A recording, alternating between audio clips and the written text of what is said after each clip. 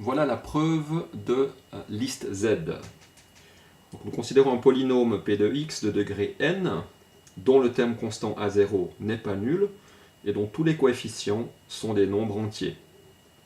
Le résultat qu'on va prouver, c'est que si A, un nombre entier, est tel que P de A égale à 0, alors ce nombre A est nécessairement un diviseur du terme constant A0. C'est-à-dire A est une racine, un 0 du polynôme.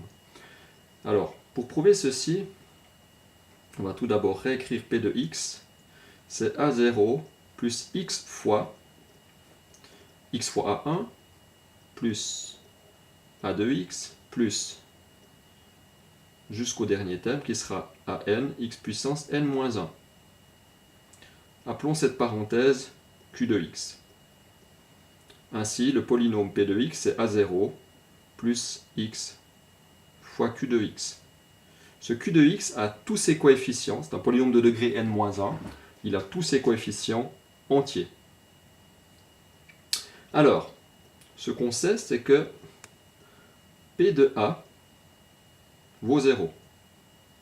Donc P de A, 0, égale, je remplace x par A dans l'expression, ça fait A0 plus A fois Q de A. L'expression que j'ai prise, c'est celle-là, c'est la définition, c'est la réécriture de P de x qu'on vient de faire, elle nous permet d'obtenir ce résultat. Il en découle que A0 égale à moins A fois Q de A, que je peux réécrire bien sûr, moins Q de A fois A. A est un nombre entier. Lorsque je calcule Q de A, je fais une somme de nombres entiers fois un nombre entier à une certaine puissance. Ainsi, Q de A est un nombre entier, appartient à Z. Il en est de même de A,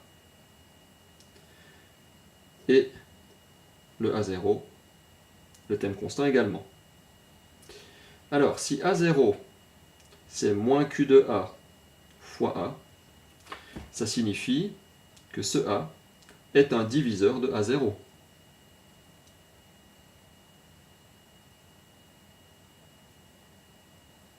Puisque A0 est le produit de deux entiers, moins Q de A et A. Voilà ce premier résultat prouvé. J'ajoute peut-être juste, si la conclusion était un peu rapide pour certains, si on a le résultat suivant, 10 égale 2 fois 5, ce nombre, même naturel, égale le produit de deux nombres naturels, alors l'un comme l'autre de ces nombres, qui sont en fait ces facteurs, appartiennent au diviseur de 10. Autant 2 que 5 est un diviseur de 10. C'est précisément ceci qui a été fait dans la conclusion de la preuve.